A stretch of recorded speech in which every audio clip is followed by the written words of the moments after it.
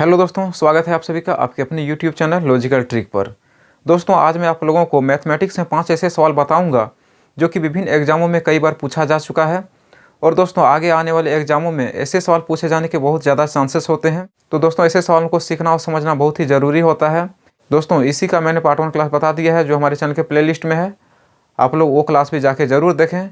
आज जो हम लोग पढ़ेंगे ये होगा इसी का पार्ट 2 क्लास। तो आज जो हम लोग पढ़ेंगे वो प्रश्न नंबर 6 से स्टार्ट होगा, क्योंकि मैंने 5 प्रश्न पहले क्लास में बता दिया है।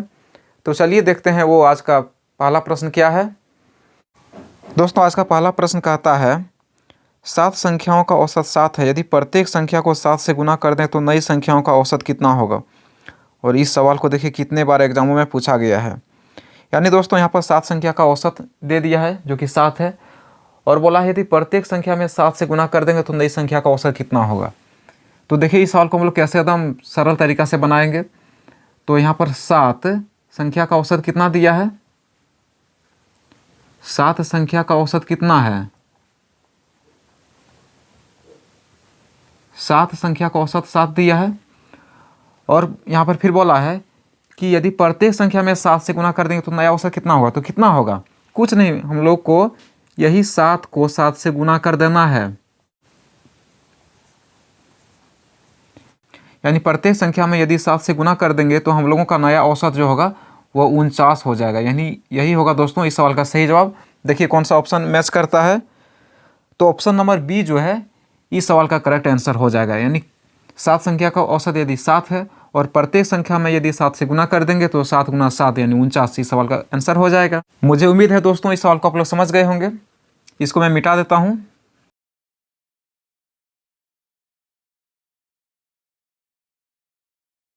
अब दोस्तों देखिए अगला सवाल क्या कहता है। अगला सवाल कहता है गुणनफल 81 गुना 82 गुना 83 गुना डॉट डॉट डॉट गुना 89 में इकाई का अंक कितना होगा। यानी दोस्तों यहाँ पर सवाल क्या दिया है, 81 गुना 82 गुना 83, उसके बाद फिर गुना देके डॉट डॉट करके यहाँ पर 89 दे दिया है। और इसमें हम लोगों से इकाई का अंक पूछ लिया गया है। तो इसे हम लोग कैसे बनाएंगे, ध्यान दीजिए। यहाँ प्रत्येक जो अंक है इसमें सबका इकाई अंक को पकड़िए। जैसे ये है इकाई अंक 1, यहाँ पर इकाई अंक है 2, यहाँ पर इकाई अंक है 3। इसी प्रकार यहाँ इकाई अंक 4 होगा, फिर 5 होगा, फिर 6 होगा, फिर 7 होगा, फिर 8 होगा, और यहाँ वापस 9 दे दिया है। यानी सभी इकाई अंक का गुना क्या होगा, तो 1 गुना 2 गुना 3 गुना 4 गुना 5 गुना 6 गुना 7 गुना 8 गुना।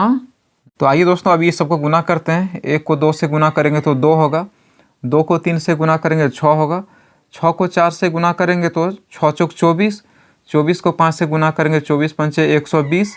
अब 120 को 6 से यदि गुना करेंगे तो 12 छक्का 72, 720 हो गया। अब 720 को 7 से गुना कीजिए।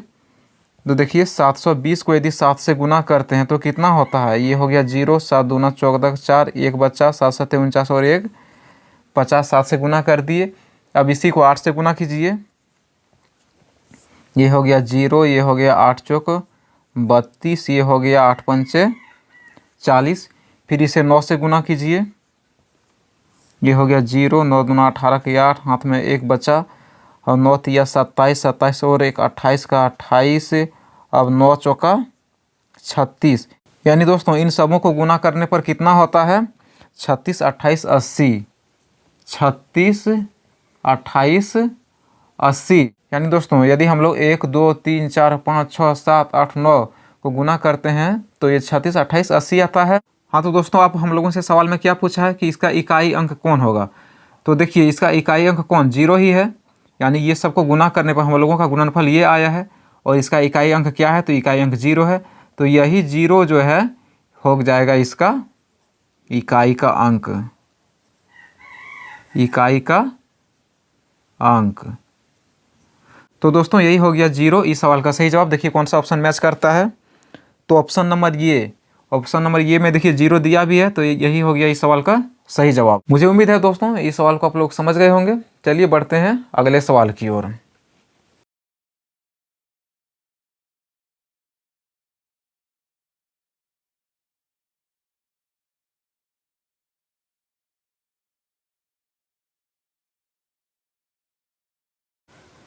दोस्तों अगला सवाल कहता है दो संख्याओं का मौ 115 है, लौसौ 300 है।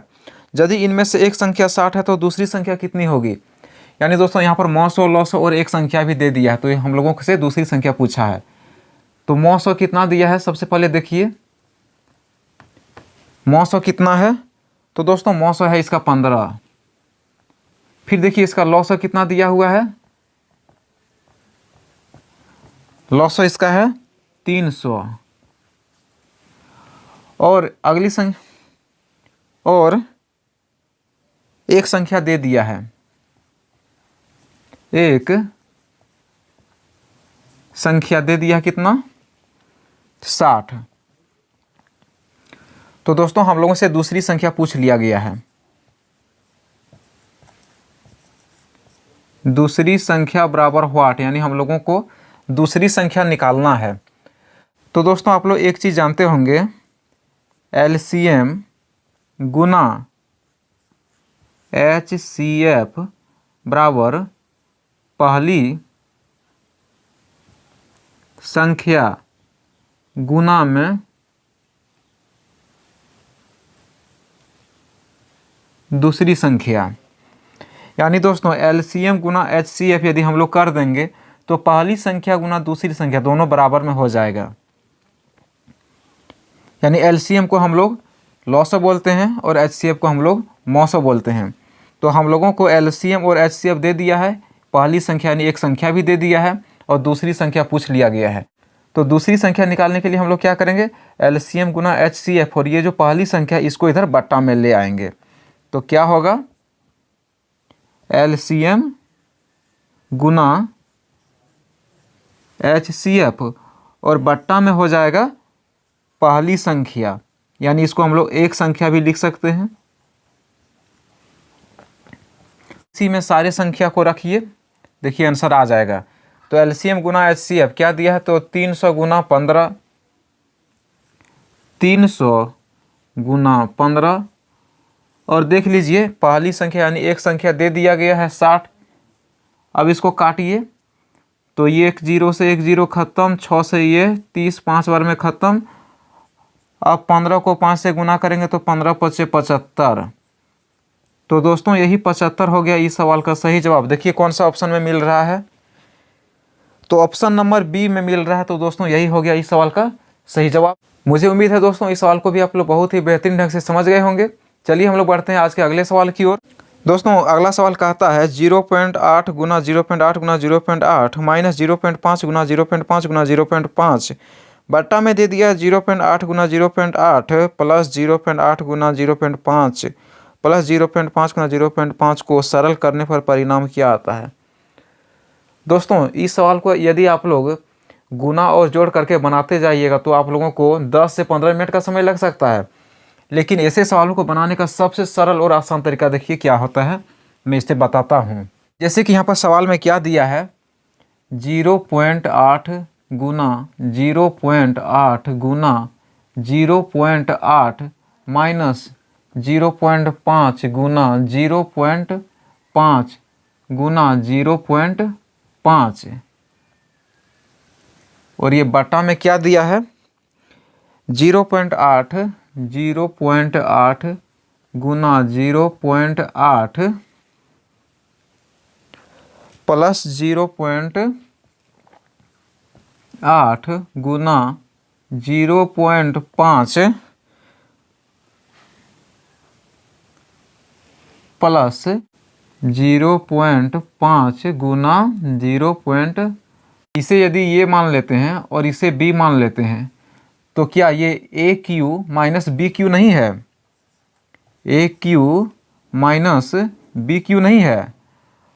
और फिर यदि इसे हम लोग a मान लिए, इसे हम लोग b मान लिए तो इसके बटा में क्या हो गया, 0.8 गुना 0.8 यानी a स्क्वायर हो गया,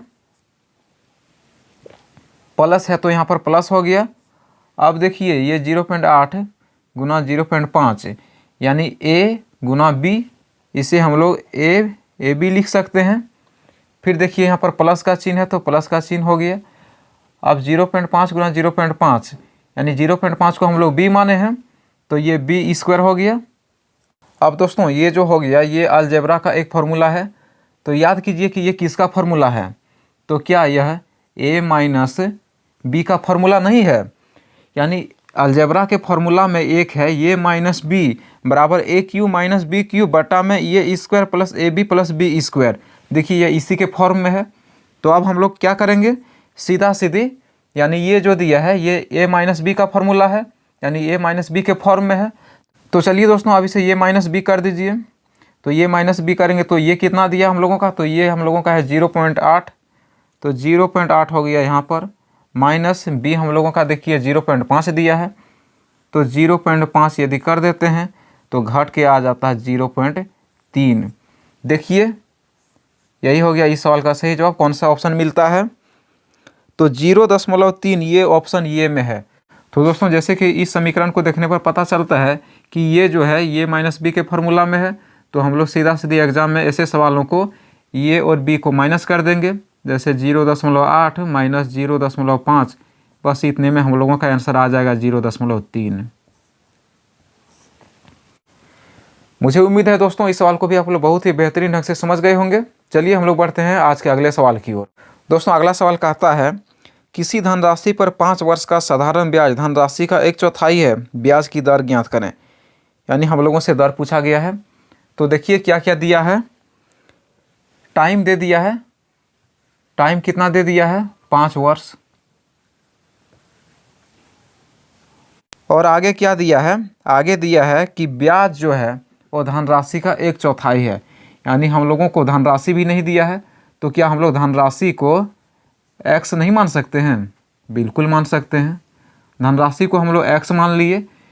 अब हम लोगों को यदि धनराशि पता हो गया तो हम लोग ब्याज भी निकाल सकते हैं, क्योंकि ब्याज दे दिया है कि धनराशि का 1/4 है। तो हम लोगों का ब्याज क्या हो गया, धनराशि का 1/4 यानी x का 4। यानी अब देखिए समय भी निकल गया, धनराशि भी निकल गया यानी मूलधन, और ब्याज भी निकल गया। अब हम लोगों से दर पूछा है, तो दर बराबर क्या होगा, तो अब साधारण ब्याज में दर का फॉर्मूला जो होता है उसी को लिख दीजिए, आ जाएगा। तो दर का फॉर्मूला क्या होता है, ब्याज गुना में हो गया 100 और बट्टा में हो गया मूलधन गुना समय। तो चलिए अब इस फॉर्मूला पे सेट कीजिए। यानी ब्याज कितना हो गया, तो ब्याज हो गया x/4, x/4 गुना है 100, तो 100 यहाँ लिख दीजिए। अब देखिए मूलधन कितना हो गया, यानी धनराशि x, तो x हो गया यहाँ पर। और फिर गुना है समय देख लीजिए कितना है 5 वर्ष, तो यहाँ हो गया 5। अब इसको काटिए, ये 4 से कट गया 25 बार में। अब ये x से x ऊपर नीचे कट गया, अब इस 5 से 25 कट गया 5 बार में। तो दोस्तों यही 5% हो गया इस सवाल का सही जवाब। देखिए कौन सा ऑप्शन मैच करता है, तो ऑप्शन नंबर बी जो है इसका करेक्ट आंसर हो गया। हाँ तो दोस्तों आज की सेवा को मैं यहीं पे समाप्त करता हूँ। आज का क्लास आप लोगों को कैसा लगा मुझे कमेंट करके ज़रूर बताइएगा, और यदि यह क्लास आप लोगों को बहुत ही अच्छा लगा तो प्लीज़ वीडियो को लाइक करें, अपने दोस्तों में शेयर करें, और जिन दोस्तों ने अभी तक हमारे चैनल को सब्सक्राइब नहीं किया है वो हमारे चैनल को सब्सक्राइब करें। फिर मिलते हैं इसी तरह के एक शानदार वीडियो में, तब तक के लिए धन्यवाद।